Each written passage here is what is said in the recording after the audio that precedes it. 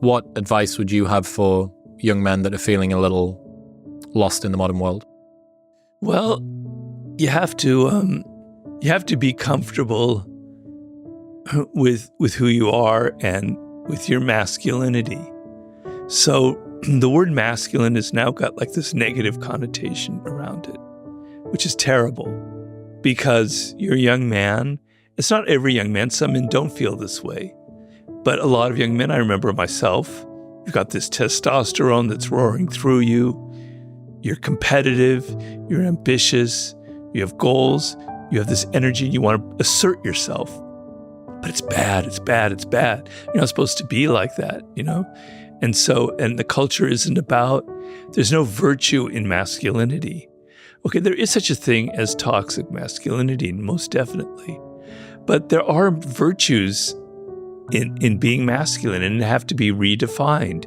And we have to have icons and role models for that. When I was growing up, you know, I watched like a lot of Westerns. You know, it was the silent hero kind of thing, the Gary Cooper thing.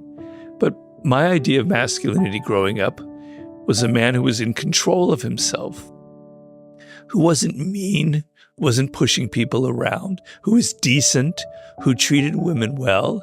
So treating women well is a masculine virtue, is a good thing. It comes from a position of strength. You're not insecure about your masculinity.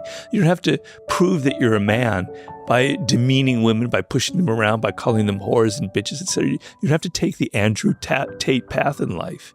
You can respect women, and respecting them is a sign of your strength, is a sign of being secure in your masculinity. You don't need to put other people down to make yourself feel better, okay? So we have to redefine these qualities, but there are no icons like out there. You either have the Andrew Tates out of there, or you have these wimpy men who are just so afraid of being masculine, okay? Your aggression, your assertiveness, your testosterone, it's a good thing. It's how things get done. It's what energizes you, what puts you in the world. What makes you ambitious. What makes you assert yourself and motivate yourself. It has to be channeled. It has to be disciplined. But you have to see, you know, we were talking about our people-pleasing things and how you reframe it. You have to see who you are and see the virtue in it and see the power in that. And it's a cultural problem because men are very confused. I didn't have that confusion when I was growing up, you know. So now it's very difficult because you're being told that all these things that you feel naturally are negative. They're only negative if you can't control them. So self-control is a very masculine quality. You're able to control yourself. You're able to control your passions. You're able to not talk too much if you don't need to talk too much. I'm not saying that women don't have, that the opposite is wrong. These are things that men naturally have because of their biology. And I'm sorry, I do believe in these things. But they're good. They're just how you use them that can be bad.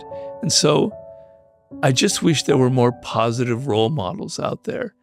I know I could be a real bastard. I could be a real asshole. I'm very competitive. When I play games, I like to win. And I can be a little bit mean about it. Okay? I mean, I'm a pleaser, but I like winning. I channeled it, all of my aggression, all of that testosterone. I'm not saying I have more than anyone. I just have normal amounts. I poured it into my books. I poured that edge, that aggression, that like, damn you, I don't really like you, I don't like the world, into the 48 laws of power, into here's how these are how people manipulate, these are how people can be bad and cruel, and damn it, I'm going to get all my aggression by exposing it and showing it and being as real and direct. I channel it into something, as opposed to hurting other people kind of thing. So finding ways to channel your aggressive tendencies is a positive way of being a man. You have to find whatever that is. Sports is a great example, but there are other things as well.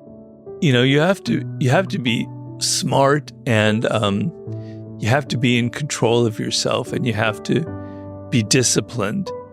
But let's just add discipline to one of those other masculine virtues. It just needs to be redefined. We need people out there, men and even women who feel comfortable with this, saying these are the virtues. These are the good sides of being a man and being masculine. And so even mastering things and even being competitive is not bad. You build a business that kicks ass, that does really well, that gives people certain things that they needed or they wanted. So it's just a matter of how you channel that energy and how you control it.